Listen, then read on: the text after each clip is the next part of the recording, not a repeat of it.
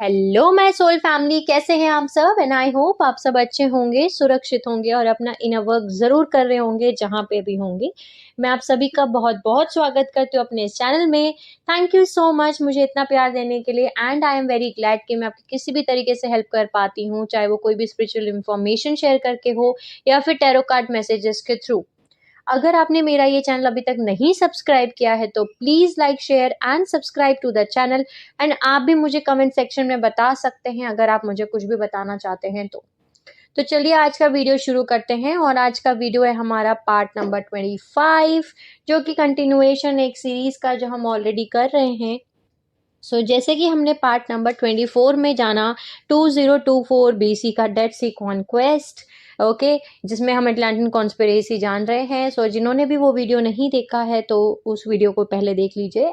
इस वीडियो में हम शुरू करेंगे फ्रॉम 1670 टू 1550 BC, जो कि हिक्सोस इन्वेजन था। ये वो टाइम इवेंट है जहाँ पे मेडिनाइट हिक्सोस किंग जो जेहोविन अनुमेल्चिसडिक्स थे, उन्होंने क्रॉस किया with Luciferian Knights Templar Anu Melchizedeks, जो सकारा इजिप्ट डोजर लिनिएज थे। ओके, इन्होंने इन्फिल्ट्रेट किया इजिप्ट को from 2668 BC and finally take over कर दिया Egyptian dynasty as Hyksos king, okay, in 1670 BC। ये जो ग्रुप था हिक्सोस का, जिनको लगता था कि वो मेडेनाइट्स हैं, ये पावर में आए इजिप्ट में। और उसके बाद में ये जब क्योंकि यहाँ पे ऑलरेडी ये इतना इन्वेट कर चुके थे, पावर में आ चुके थे कि ये ऑलमोस्ट इजिप्शियंस बन गए थे इन्वेट करने के बाद में इजिप्ट में। और इन्होंने होल्ड किया एज हिक्सोस किंग, जिनको कंसिडर्ड किया जाता है एज हिब्रूज किंग। ओके, ये हिब्रूज किंग्स नहीं थे, ये वो थे जो कि बाद में जाके हिब्रूज बने। ओके, लेकिन ये मेडियनाइट्स थे, यानी डेजर्ट पीपल्स थे, जो कि हिक्सोस थे, जो कि इजिप्ट में गए, इजिप्ट में जाके इन्होंने इन्वेट किया इजिप्ट को। और ये इन्होंने ही जो है एक्सोडस किया और ये बने हिब्रू पीपल। लेकिन एक्चुअली ये हिब्रू पीपल नहीं थे to start with, to begin with, क्योंकि इनको भेजा गया था टू डिस्ट्रॉय हिब्रू पीपल्स, क्योंकि उनको भेजा ही गया था वहाँ पे कि उनको हिब्रू पीपल को डिस्ट्रॉय करना है। और ये चाहते थे स्टारगेट, ओके, क्योंकि वहाँ पे ये होल्ड कर रहे थे। और हिक्सोस बने dominant dynasty lines during these periods Egypt में। जो लास्ट हिक्सोस किंग थे उनका नाम था फेरो खेमस। ओके, खेमस को रिथ्रोन किया उनके ही भाई ने। ओके, उनके भाई का नाम था एमोस। एमोस जो थे बेसिकली एमोस और जो थे वो अपने ही भाई को उन्होंने रिथ्रोन किया। जो एमोस थे वो एंड्रिल ओडिक्रॉन ड्रेकोलियन एजेंडा फॉलो करते थे। ओके, उसके बाद में जब एमएस आए तो इसका मतलब ये था कि जो ह्यूमन पॉपुलेशन थी उनको जो है स्टॉम्प आउट कर दिया जाएगा, उनको ख़त्म कर दिया जाएगा। ओके, और हिक्सोस जो थे उनको ये पता था, ओके, कि जैसे हिक्सोस ने इजिप्शियन पॉपुलेशन को ख़त्म करा है और वो पावर में आए हैं, वैसे ही अब ये आएंगे और ये उनको ख़त्म करेंगे। ओके, यानी कि ड्रेकोलियंस आएंगे अब ये, क्योंकि उनके जो भाई थे वो ओडिक्रॉन ड्रेकोलियन एजेंडा को फॉलो करते थे, तो उनको पता था कि अब वो आए हैं तो वो उनको ख़त्म करेंगे, हिक्सोस को ख़त्म करेंगे, उनके पावर को ख़त्म करेंगे और वो अब रूल करेंगे। खेमस जो थे बेसिकली फेरो खेमस, उनका एक बेटा था उस समय पे जब वो पावर में थे, जब उनको इन्वेट किया जा रहा था। और उस समय पे खेमस बहुत यंग थे जब उनको इन्वेट किया गया था, यानी कि सिर्फ 19 या 20 साल के होंगे जब उनका बेटा पैदा हुआ था। उसी पॉइंट पे जो एमएस थे उन्होंने टेक ओवर किया और प्रोग्रेसिवली वो मूव ऑन हुए उस एरिया में, उन्होंने वो बने फ़ारो वहाँ के उसके बाद में। और उन्होंने मर्डर कर दिया। फ़ारो खेमस जो उनके ही भाई थे उन्होंने उनको मार दिया। और उनको ये पता था, खेमस को ये पता था कि मेरा मर्डर होने वाला है, इसलिए उन्होंने अपने बेटे को, अपने बच्चे को उन्होंने छुपा दिया कुछ टाइम फ्रेम के बाद। और जब खेमस मर गए उसके बाद एमस ने, जो उनके ही भाई थे एमस, लेकिन वो ओडिक्रॉन ड्रेकोलियन एजेंडा फॉलो कर रहे थे बेसिकली। ओके, अब उन्होंने टेक ओवर किया, तब उन्हें एक बेबी मिला जो कि आप, ये हिस्टोरिकल इवेंट है, ये हमारे हमें गूगल पे भी मिलेगा। आई थिंक आप सभी ने मोस्टली, आई थिंक आप सबने शायद ये स्टोरी सुनी भी हो, नहीं सुनी है तो आप गूगल पे देख सकते हैं इसके बारे में। एक बेबी की कहानी है कि एक बेबी था जो फ्लोट होके, यानी तैरते हुए एक बास्केट में नाइल रिवर के पास में आया था। और उसके बाद में एमस ने जो है उस बच्चे को पाला, उसको बड़ा किया।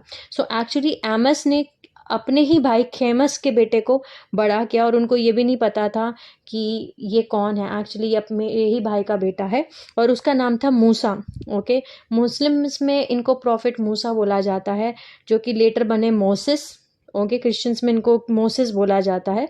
और जब वो 18 साल के हुए तब इशू होना शुरू हुआ बिकॉज जो एमएस थे उन्होंने उनको पता चलने लग गया कि कुछ तो है, सर्टेन अफिलिएशंस है, कुछ उनकी हरकतें हैं जिससे साफ साफ पता चलता है कि जो ये बेटे हैं उनके मोसेस जो हैं इनके अंदर जो है ये बेसिकली किसी और को सपोर्ट करते हैं। सो बेसिकली क्या हो रहा था उस समय पे जब मोसेस 18 साल के हो गए तब वो अफिलिएशन दिखाना उन्होंने शुरू किया, यानी सपोर्ट करना शुरू किया।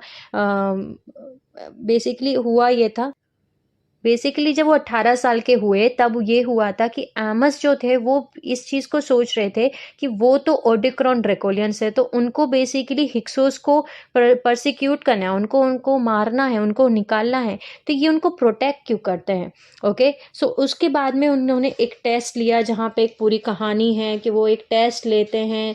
ओके, मोसेस, और जहाँ पे वो एक इजिप्शियन का मर्डर कर देते हैं, मोसेस एक इजिप्शियन का मर्डर कर देते हैं ताकि वो हिक्सोस स्लेव को बचा सकें। ओके, जब उन्होंने उसका मर्डर किया, बेसिकली एक इजिप्शियन का मर्डर कर दिया बेसिकली प्रोटेक्ट करने के लिए हिक्सोस लाइन को, तब उस समय पे वो उतना एमस के लिए इनफ था ये जानने के लिए कि ये कौन है। ओके, ये हिक्सोस हैं, ये उनको पता चल गया था। ये ओडिक्रॉन ड्रैकुलियन एजेंडा को फॉलो नहीं करते। उसके बाद में वो वहाँ से निकल गए इजिप्ट में से, और उसके बाद वो गए लैंड कैनन।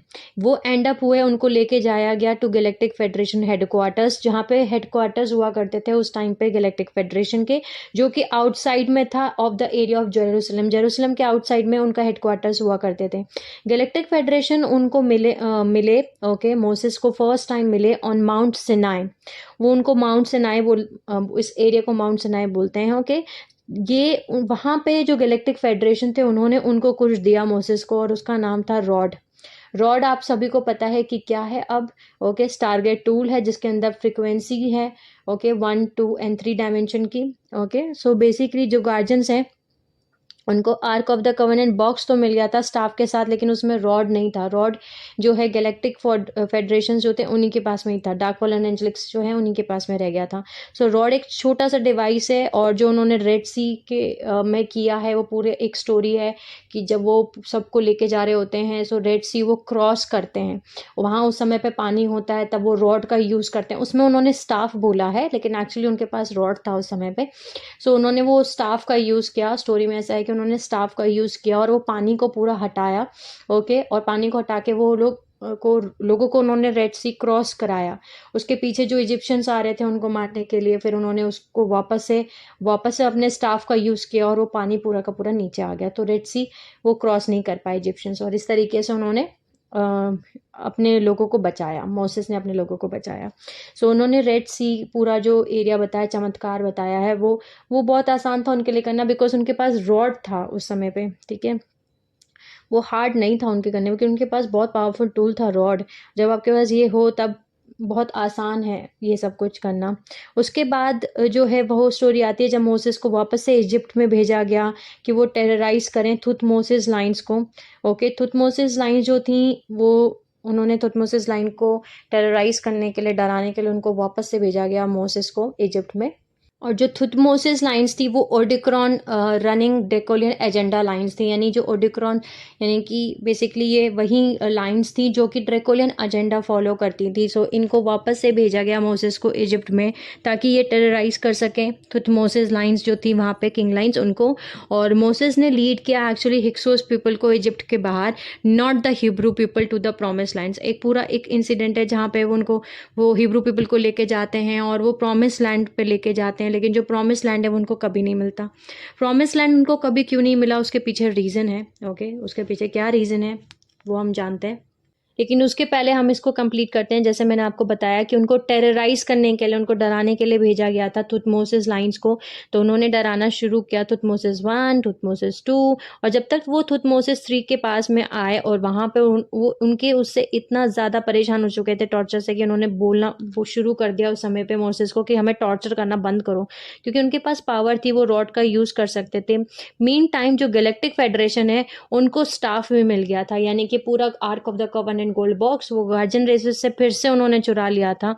सो वो वापस से गए वर्ल्ड डोमिनियन कैंपेन में, क्योंकि अब इस बार वो उनके पास में रॉड एंड स्टाफ बॉक्स के साथ में फिर से उनके पास में था। उनके पास में शील्ड थी, ओके, शील्ड 11 थी और सीडीटी प्लेट 11 थी। सो मोसेस ने हिक्सोस पीपल को इजिप्ट से बाहर निकाला, not the Hebrew people, to the promise land, जो कि वो माउंट शिनाई एरिया में गए। ओके, माउंट शिनाई एरिया वो एरिया है जहाँ पे बताया जाता है कि वो उनको 10 कमांडमेंट्स मिली थी, जो कि उन्होंने हाथ ऊपर किया और वहाँ से 10 कमांडमेंट्स उनको दिए गए थे बाय द गॉड, भगवान ने उनको 10 कमांडमेंट्स दिए गए थे। ओके, उसके बारे में हम बाद में बात करेंगे। उसके पहले हम जानते हैं कि माउंट सिनाई एरिया जो था वहाँ पे वो गए। उसके बाद में जो प्रॉमिस लैंड जो प्रॉमिस किया गया था और कि उनको मिलेगा, वो उनको कभी नहीं मिला। और प्रॉमिस क्या था? प्रॉमिस ये था कि प्रॉमिस दिया गया था by galactic federation. Galactic federation ने प्रॉमिस किया था कि अगर तुम्हें स्टाफ का यूज़ करने दिया जाएगा, ओके, अभी तो तुम्हें सिर्फ रॉड दिया गया है यूज़ करने के लिए, तुम्हें स्टाफ का भी यूज़ करने दिया जाएगा, लेकिन तुम्हें सब जितने भी हिब्रू ट्राइब्स हैं उनको वाइप आउट करना है, उनको यहाँ से डिलीट करना है, हटाना है, उनको मारना है, वाइप आउट करना है जो वहाँ पे नीचे हैं। ओके, और वो ये सब कुछ करने वाले थे, वापस से करने जा रहे थे, क्योंकि उनके पास अब rod and staff, signet shield और सीडीटी प्लेट सब कुछ थी, ओके, जो उन्होंने बेबीलोन में पहले भी किया था। जो रीज़न है कि वो कभी भी प्रॉमिस लैंड उनको नहीं मिला, वो ये है क्योंकि सेरिस इजिप्शियंस जो थे, जो माजी ग्रे लाइन सेरिस इजिप्शियंस थे, उन्होंने वापस से ark of the covenant box को फिर से उनके पास से ले लिया, ओके, और वो उसको वहाँ से वापस से ले करके वो लेके गए हेडशॉप प्लेस के पास में, जो कि इजिप्ट में थे। ओके, जो बेसिकली हेप्शप्ट एरिया है वो थीब्स में आते हैं। हेप्शप्ट जो थी वो कौन थी? हेप्शप्ट जो है वो हाफ सिस्टर थी, ओके, ऑफ थुथमोसिस 3। ओके, सो वो जो arc of the covenant box था उनको वापस से ले जाए निकाल के वहाँ से वो लोग लेकर के चले गए हेप्शप्ट के पास में, वहाँ पे उनके टेम्पल में उनको छुपा दिया Ark of the covenant box को। ओके, सो इस वजह से जो है इन 1459 BC जो है एंजेलिक ह्यूमन हिब्रू ट्राइब जो इज़राइल के थे, और जैसे मैंने बताया आपको कि ट्राइब 2 हिब्रू पीपल जो थे वहाँ इज़राइल में थे, बट इस तरीके से जो सेरिस Egyptian Maji grey Lion King lines हैं वो एग्जाइल हुए इन डेजर्ट, और उन्होंने रिट्रीव किया arc of the covenant gold box और टूल्स, जिससे कि वो डिस्ट्रक्शन रुक गया हिब्रू ट्राइब 2 का, जिसको हम बोलते हैं, जो हमारा नेक्स्ट इवेंट है इज़राइल क्रूसेड 1459 BC का। अब नेक्स्ट उस पे आते हैं 1458 BC, जो कि है हेडशट इन्वेजन। हेडशट मैंने आपको बताया हाफ सिस्टर थी, ओके, ऑफ थुथमोसिस 3, जो कि पार्ट ओडिक्रॉन थे, जो कि ड्रेकोलिन एजेंडा फॉलो कर रहे थे। और जब उनको ये पता चला कि arc of the covenant gold box जो है वो वहाँ पे है, तब उन्होंने रेड किया वहाँ पे जा करके और वो स्टील कर लिया, यानी चुरा लिया हेडशट के मंदिर से, जहाँ पे उस समय पे सील्स लगाई गई थी। जो सील्स जो होती है, हर बार जब वो उसको चुराते थे arc of the covenant gold box को, हर बार गार्जियन रेसेस उनके सील्स को चेंज कर देते थे। तो उन्होंने इस बार भी हेप्शट के जो टेम्पल था वहाँ से ark of the covenant gold box को फिर से चुरा लिया, लेकिन जो सील्स थे उनके ऊपर लगाई गई थी वो वापस से रिकोड कर दी गई थी, ताकि जो सेम सिक्योरिटी सील्स हैं वो काम ना कर सकें। ओके, इसके बाद जो नेक्स्ट इवेंट आता है वो आता है, ये था हेप्शट इन्वेजन। इसके बाद आता है 1353 BC, फॉल ऑफ अखेन्थिन। इसके ऊपर हम सभी ने बहुत सब कुछ जाना है ऑलरेडी कि अखेन्थिन 4 के टाइम का फॉल क्या था, उनका फॉल क्यों हुआ, ये सब कुछ हमने ऑलरेडी जाना है अखेन्थिन 4 का। ओके, सो लेकिन फिर भी उसके बाद में थोड़ा सा छोटा सा हम जान लेते हैं इसमें फॉल ऑफ अखेन्थिन में। इस समय पे अटेम्प्ट किया गया ताकि हिक्सोस इजिप्शियन लाइन्स जो हैं वो एंटर कर सकें into Sirian Egyptian Maji grey king lines में फॉर गैलेक्टिक फेडरेशन, और Hyksos Emerald Covenant entry and Hyksos genetic bioregenesis process के लिए। फेरोखेंथिन फेल हो गए अपने एमरल्ड कवनेंट मिशन में, क्योंकि वो उस समय पे अनुनाकिल लुसिफेरिन एजेंडा जो थे उनको, अनु ग्रुप जो थे उनको फेवर ज़्यादा कर रहे थे, और उसके बाद में उनको मार दिया गया। उनके जो चाचा थे उन्होंने उनका मर्डर कर दिया गया, और उनकी उसमें वाइफ थी नेफेतिति उनके साथ में मिलके, और वो फॉर जो उनके चाचा थे वो कंपीटिंग ड्रेकोलिन एजेंडा को फॉलो करते थे, उनको उनका साथ दे रहे थे। इस समय पे गैलेक्टिक फेडरेशन डिफेक्ट हो गए from emerald covenant completely in 1353 BC। Completely galactic federation जो थे वो एमरल्ड कवनेंट में से डिफेक्ट हो गए। इसके बाद नेक्स्ट इवेंट आता है हमारा 906 BC, जिसको बोलते हैं हम fall of Solomon temple. King Solomon जो थे वो थे, जैसे मैंने आपको बताया, किंग सोलोमन जो थे उनका जो जीन कोड था वो थे हिक्सोस अनु मेल्चिसडिक्स plus सेरिस Egyptian Maji grey lines जो सन थे हिक्सोस किंग डेविड के, उनको गाइड किया गया बाय गैलेक्टिक फेडरेशन कि वो यूज़ करें stolen ark of the covenant gold box tools को, ताकि वो डिस्ट्रॉय कर सकें हिब्रू एंजेलिक ट्राइब नंबर 2 जो रेसेस थी इसराइल की, ताकि वो क्लेम कर सके प्रॉमिस लैंड और एडवांस ग्लोबल डोमिनेंट कर सके। उस समय पे जो Palladian series Emerald Covenant races थी, यानी गार्जियन रेसेस जो थी हमारी Palladian series Emerald Covenant races जो एल्सियन की थी, उन्होंने इंटरवीन किया directly with the beam ship, और उन्होंने इंटेंड किया, वो टेलीपोर्ट कर दिया Ark of the Covenant box और tools out of the Solomon temples, यानी कि जो सोलोमन टेम्पल था उसके अंदर arc of the Covenant box और टूल्स को छुपाया गया था। वहाँ से जो है पूरा वो अपना उस बॉक्स को उन्होंने टेलीपोर्ट कर दिया, और उन्होंने उसको वापस कर दिया माजी ग्रेल किंग लाइन प्रोटेक्शन को, जिससे कि बच पाया सोलोमन असॉल्ट ऑन हिब्रूज और एडवांसमेंट जो पोल शिफ्ट एजेंडा वो चाहते थे। गैलेक्टिक फेडरेशन ने भी अटेम्प्ट करने की कोशिश की Ark of the Covenant box okay Palladian ship में से, यानी ऑलरेडी उस समय पे जो Palladian series Emerald Covenant races थी एल्सियन से जो आई थी, जो हमारी गार्जियन रेसेस हैं वो आई थी, उन्होंने टेलीपोर्ट कर लिया arc of the Covenant box को ओके जो टूल्स को अपने शिप में ओके। जब ये चीज़ गैलेक्टिक फेडरेशन को पता चली तब उन्होंने टेलीपोर्ट करने की सोची Ark of the Covenant box को उनके पैलेडियन शिप पे, उनके शिप में से ओके, लेकिन मिस कैलकुलेट किया उन्होंने, वो नहीं कर पाए, और इस वजह से वो अपना ही टेम्पल कंप्लीटली डिस्ट्रॉय कर बैठे, जो कि एक फोटो रेडियोनिक वेव बीम है, यानी उन्होंने एक फोटो रेडियोनिक वेव बीम भेजी, जिसकी वजह से वो सोलोमन टेम्पल ही डिस्ट्रॉय हो गया। ये पैलेडियन सेरीज ने जो हमारी एमरल्ड कवनेंट रेसेस थी, इन्होंने रिट्रीव किया arc of the covenant gold box और प्रिवेंट किया पोल शिफ्ट एजेंडा। एक चीज़ यहाँ जानने की ये है कि जो माउंट शिनाई है वहाँ पे ही किंग सोलोमन टेम्पल जो था वो बनाया गया था, जैसे मैंने आपको बताया, और गैलेक्टिक फेडरेशन ने फिगर आउट कर लिए थे कि इस पे नए सील्स क्या हैं, और वो नए सील्स थे 10 कमांडमेंट्स ओके, जो कई सारे अलग अलग तरीके के टैबलेट्स बनाए गए थे, जो उसमें से एक थे tablets of the law okay. ये बनाए गए थे विद रॉड इंस्ट्रूमेंट, और आप कुछ भी स्टोन पे कार्व कर सकते हो विद रॉड, ये बहुत इजी है। सो भगवान ने कोई ऊपर से 10 कमांड्समेंट नहीं दिए थे, मोजेस ने लिखे थे ओके।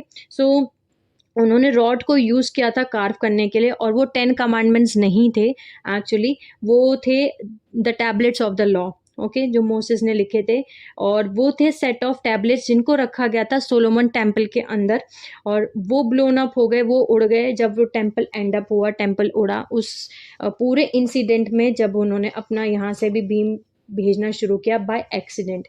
ये वो टैबलेट्स थे, जैसे मैंने आपको बताया, law of tablets of the law थे, ये 10 कमांडमेंट्स नहीं थे। जो 10 कमांडमेंट्स हैं वो एक्चुअली साउंड टोन प्रोग्राम्स हैं ओके। वो साउंड टोन प्रोग्राम्स हैं जो कि सपोजली यूज़ किए जाते हैं ऑडिबली बोल करके, यानी उनको बोलना पड़ता है ताकि वो ओपन कर सकें सील्स को, arc of the Covenant box को, और वो 2 टैबलेट के ऊपर ही लिखी गई थी ओके। ये जो 2 टैबलेट थे वो साथ के साथ चल रहे थे, ट्रैवल कर रहे थे, जैसे जैसे arc of the Covenant box travel कर रहा था उसी तरीके से ये भी ट्रैवल कर रहे थे, और ये एक दूसरा ऑब्जेक्ट बन गया था ट्रैक करने के लिए हमारे गार्जियन रेसेस को, कि उनको इस चीज़ को भी ट्रैक करना पड़ता था कि ये भी संभल के रहे, ताकि arc of the Covenant box और टैबलेट्स एक जगह पे एंड ना हो जाएं ओके, एक जगह पे ही ना चली जाएं।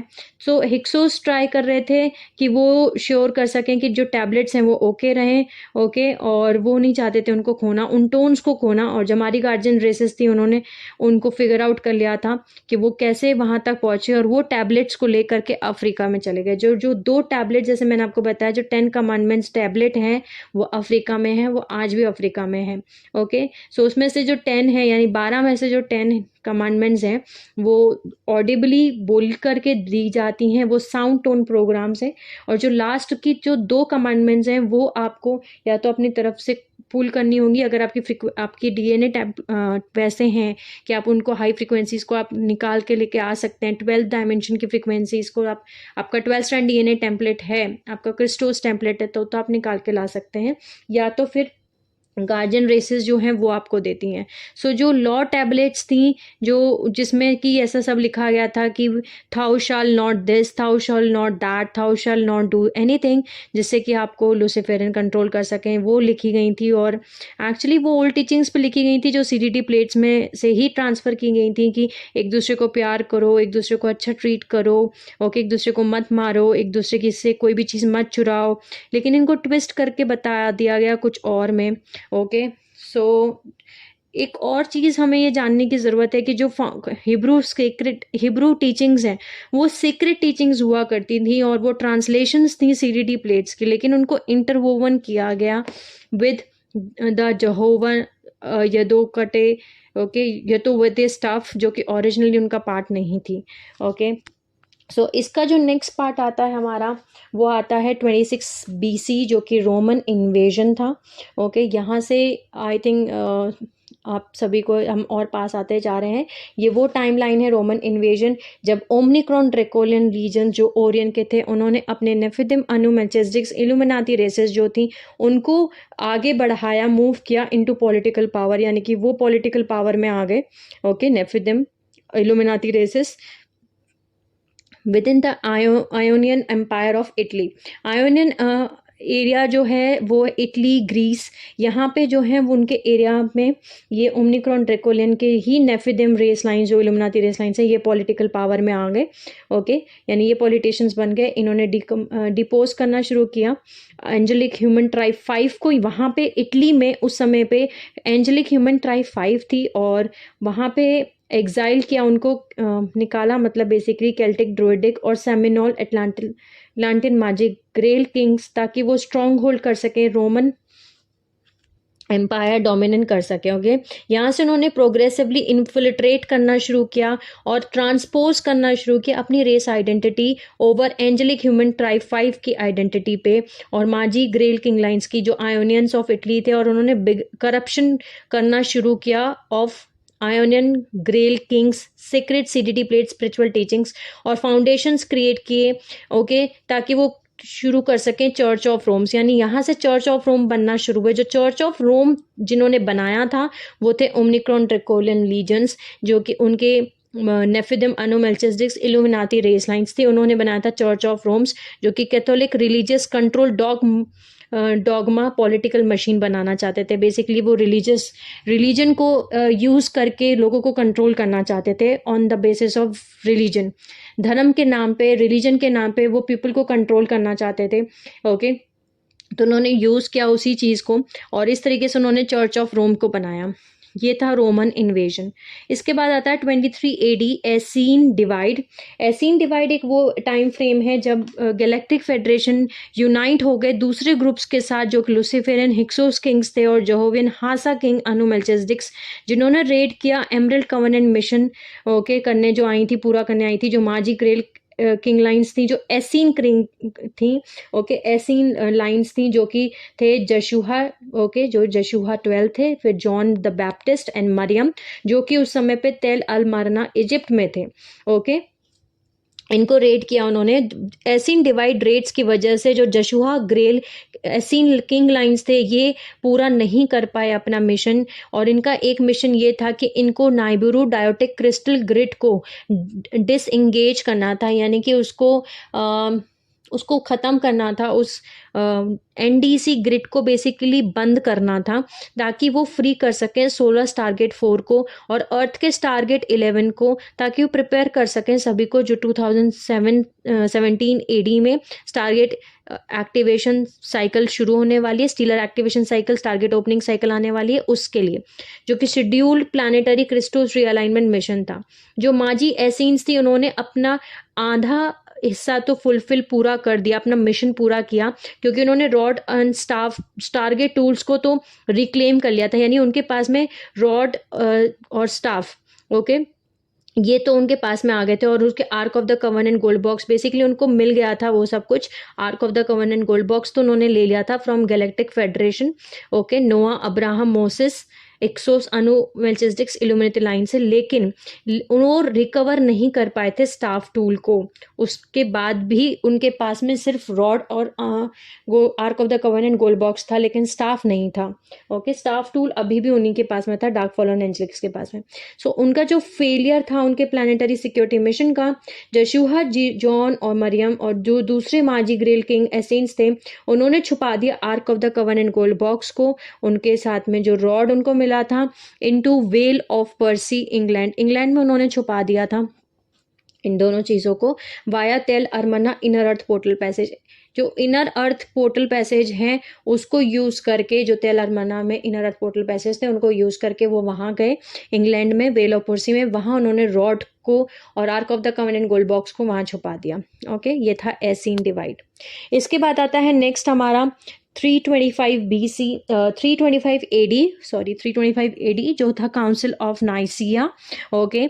ये वो इवेंट है जब, आई थिंक आप सभी को ये इवेंट के बारे में पता होगा, लेकिन कोई बात नहीं, इसको हम फिर से जानते हैं।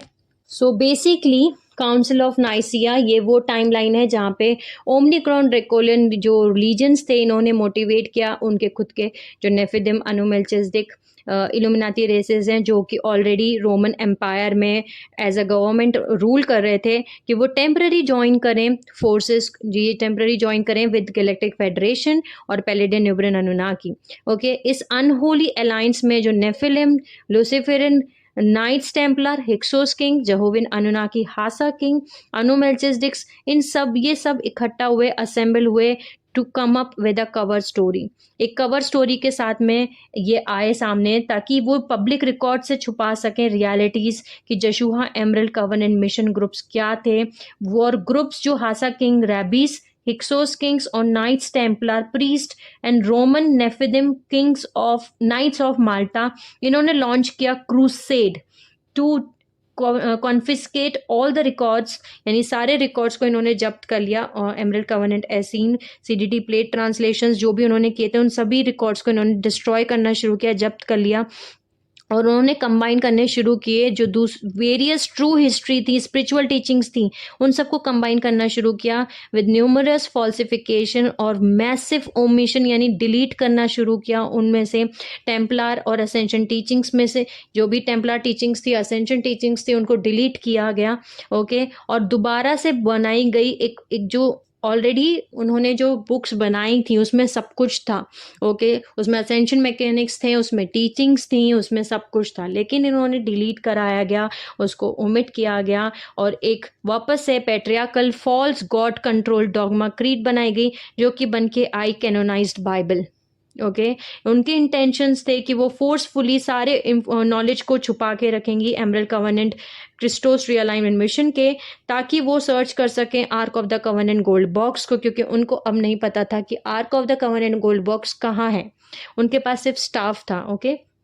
उन्होंने इंटेंड किया कि उन्होंने ऐसा बताया कि उनके पास में, कॉमन पीपल को, कि उनके पास में arc of the covenant box है, ताकि जो कॉमन पीपल हैं उनको मैजिक ग्रेल किंग लाइन्स इनका नॉलेज ना हो, उनको राउंड टेबल के बारे में ना पता हो, और वो anti Christ one world order dominant agenda को वो पूरा कर सकें जब स्टीलर एक्टिवेशन साइकिल आए इन 2017 AD, ओके।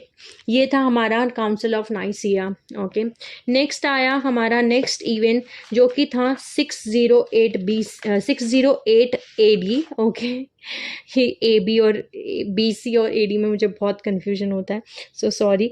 नेक्स्ट है हमारा 608 AD जो कि था आर्थियन ग्रेल क्वेस्ट।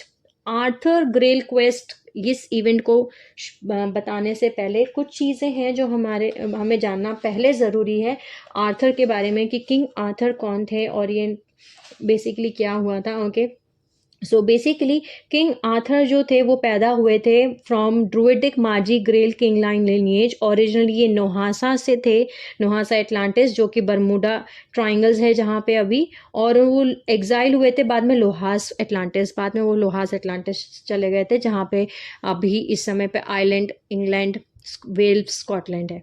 ओके, उसके बाद आर्थर और कुछ सिलेक्टेड सिग्नेट काउंसिल्स जो थे उनको जो काउंसिल यानी नाइट्स, उनको कमीशन किया गया था कि वो एमरल्ड कवेनेंट मिशन को पूरा करेंगे जो ऑलरेडी अधूरा रह गया एसीन डिवाइड के टाइम पे, जशुहा के टाइम पे, जो वो पूरा नहीं कर पाए, यानी कि नाइबुरो क्रिस्टल ग्रिड।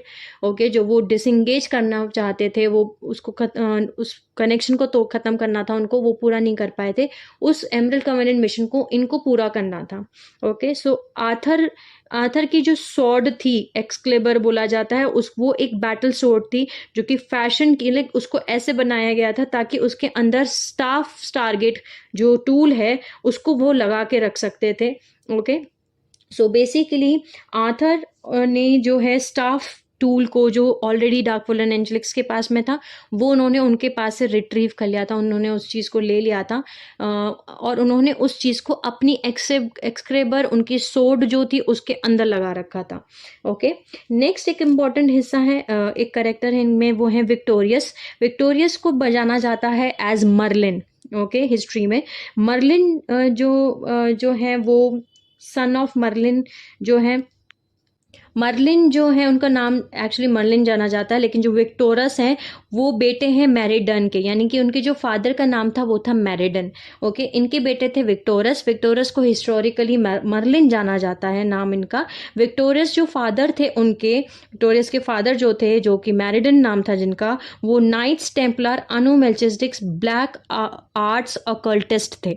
ओके, और जो उनकी मदर थी वो Celtic Maji grey line originally from Lohas Atlantis थी।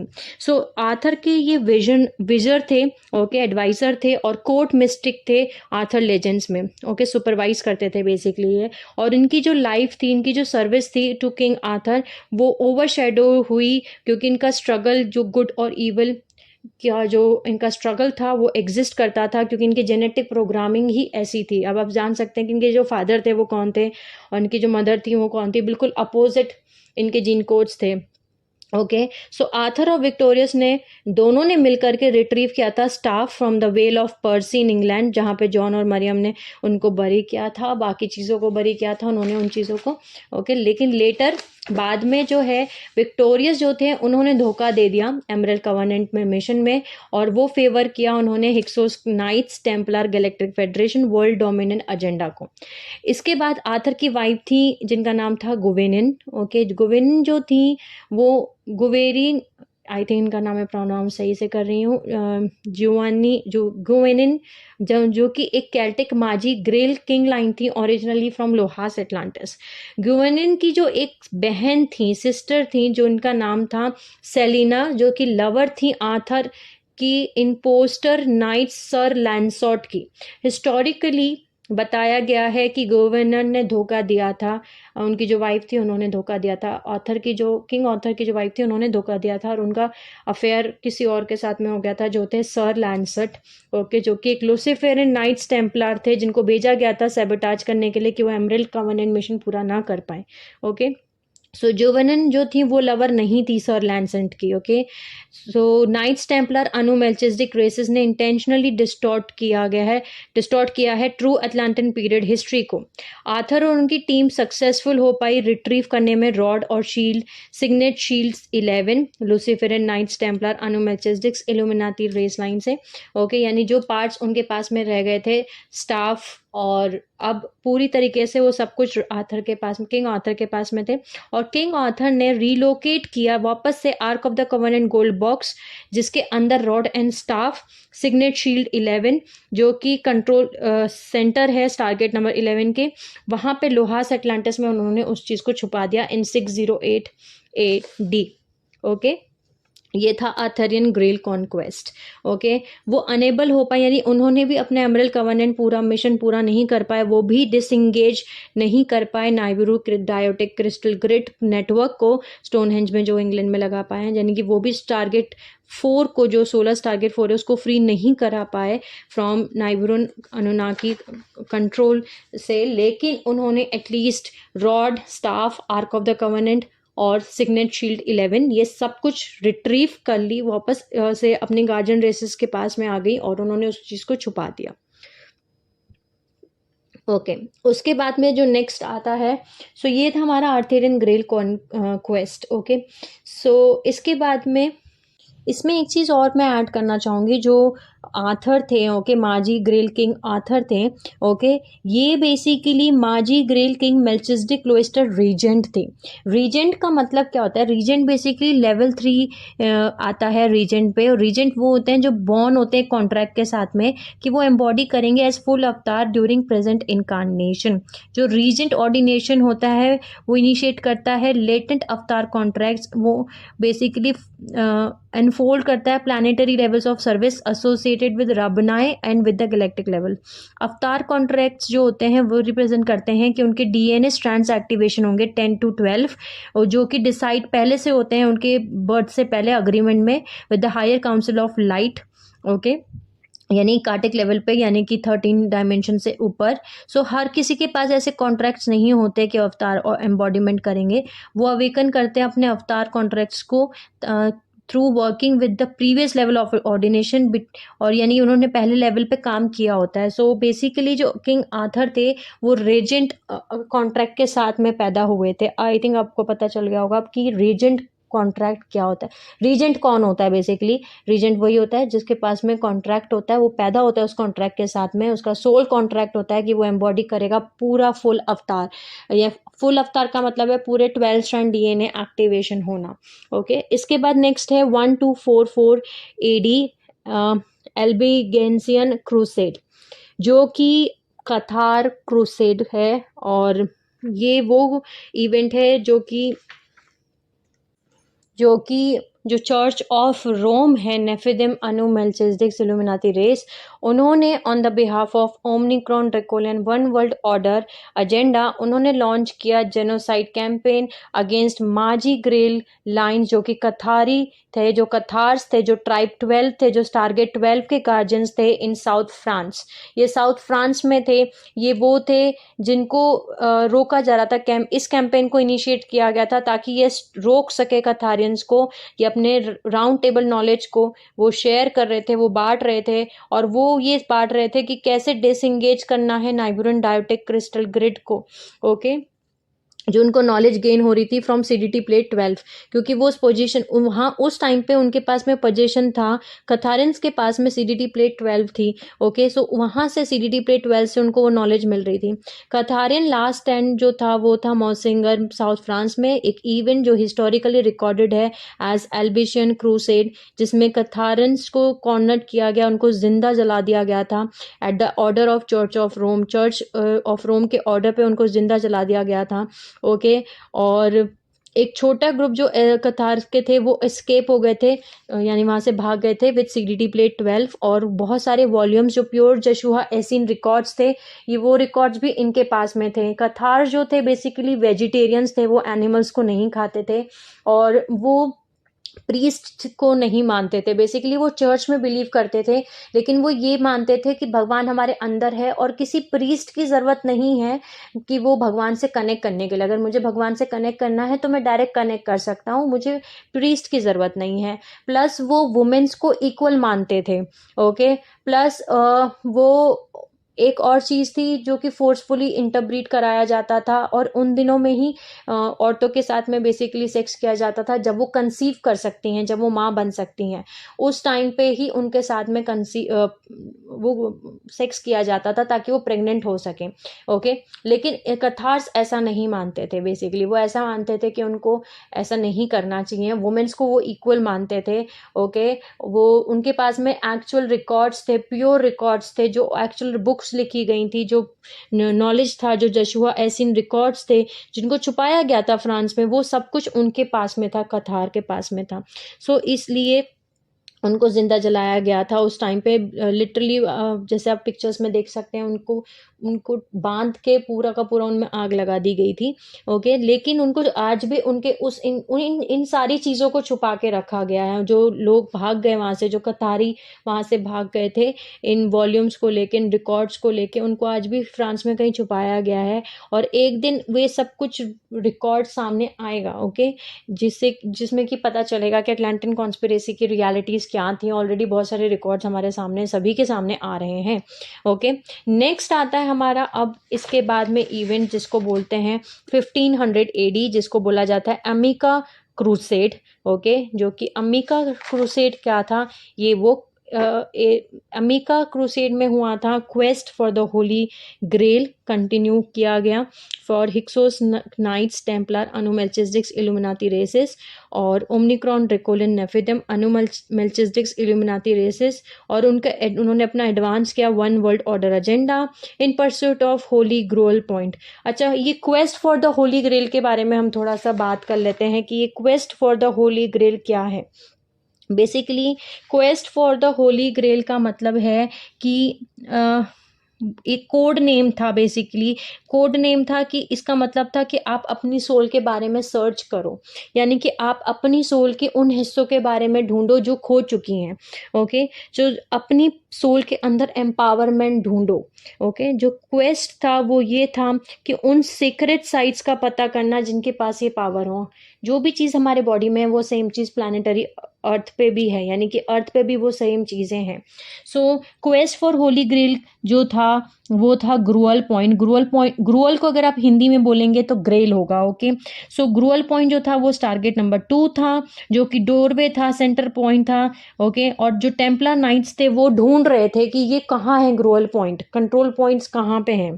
ओके, और जो हमारे बॉडी में जो ग्रुअल पॉइंट है वो आता है, लोकेट करता है एट द बेस, जो हमारा स्पाइन है, रीढ़ की हड्डी है, उसमें टेल बोन जो है वहाँ पे हमारे जो पहले 8 सेल्स बनते हैं जब फीटल कंसेप्शन होता है, जब फीटल इंटीग्रेशन हो रहा होता है। Not fetal integration, fetal integration से भी पहले जब कॉन्सेप्शन होता है, यानी जस्ट आप स्पर्म और एग जो हैं वो मिलते हैं एक दूसरे से और कॉन्सेप्शन बनता है, तब सबसे पहले 8 सेल्स बनते हैं। जो फर्स्ट 8 सेल्स बनते हैं वो है हमारा ग्रुअल पॉइंट। वहाँ सबसे पहले हमारी एनर्जीज आती हैं, फ्रीक्वेंसीज आती हैं, वो रिसीव करती हैं, और वही वो एनर्जी फर्स्ट 8 सेल्स हैं जो बहुत सिग्निफिकेंट हैं, जो हमारी टेल बोन के अंदर हैं, बेस ऑफ द स्पाइंस। ये बेसिकली रेगुलेटर हैं कुंडलिनी एनर्जीज की। इसीलिए हम बोलते हैं हमारी कुंडलिनी एनर्जी जो है पीछे स्पाइन से नीचे से ऊपर की तरफ जाती हैं। ओके, सो ये हमारे पहले 8 सेल्स हैं जो एक्टिवेट होते हैं जब हमारी कुंडलिनी जागृत होती है, तभी हमारे पहले 8 सेल्स हैं। ये हमारा वो कंट्रोल पॉइंट है, ग्रुअल पॉइंट है, जो कि एक्टिवेट होता है कुंडलिनी एक्टिवेशन से। ओके, सो बेसिकली वो ढूंढ रहे थे उस समय पे कि वो होली ग्रेल पॉइंट कहाँ है, वो जगह कहाँ पे है, जो टारगेट नंबर 2 है हमारा, वो कहाँ पे है। ओके, उस समय पे उनका पॉइंट ये ढूंढा जा रहा था कि होली ग्रोल पॉइंट कहाँ है। ग्रोल पॉइंट जैसे मैंने आपको बताया सेंट्रल कंट्रोल पॉइंट है। ओके, अर्थ टेम्पलार के लिए। और बोथ कंपीटिंग ग्रुप्स जो है वो डोमिनेंट करना चाहते थे, और डोमिनेंट वो तभी कर सकते थे जब वो ग्रोल पॉइंट को भी अपने कंट्रोल में ले लें। तो वो ग्रोल पॉइंट ढूंढ रहे थे कि ग्रोल पॉइंट कहाँ है, ताकि वो उस पर कब्जा कर सकें। यहाँ पे शुरू हुआ प्रोटेस्टेंट एंड कैथोलिक इन्वेजन, जो नेटिव अमेरिकन ट्राइब्स का शुरू हुआ। जो नेम है अमेरिका, वो आया है from the name of one of the emerald covenant माजी ग्रेल लाइन्स, जिसका नाम था अमीका, AMEKA, जिसका मतलब था protectors of the grail point. Okay, ये थे ग्रोअल पॉइंट के प्रोटेक्टर्स। ओके। सो जो ग्रोअल पॉइंट है वो आज भी एग्जिस्ट करता है on the lands of North American continent, एक टेरिटरी जो कि एटलांटिस हुआ करती थी एक टाइम पे। So guided through mystical secret societies जो सेटअप किए गए by their respective fallen angelics relations competing groups Anu Melchizedeks Illuminati races, इन्होंने लॉन्च किया प्रोग्रेसिव इन्फिल्ट्रेशन और टेक ओवर करना शुरू किया नॉर्थ अमेरिकन कॉन्टिनेंट को।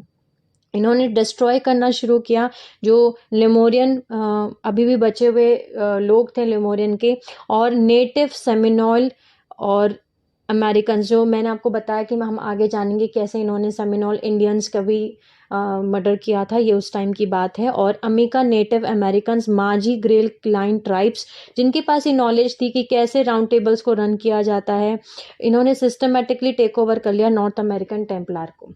ये था अमेरिका क्रूसेड यानी कि नॉर्थ अमेरिका। ओके, ये था हमारा वो।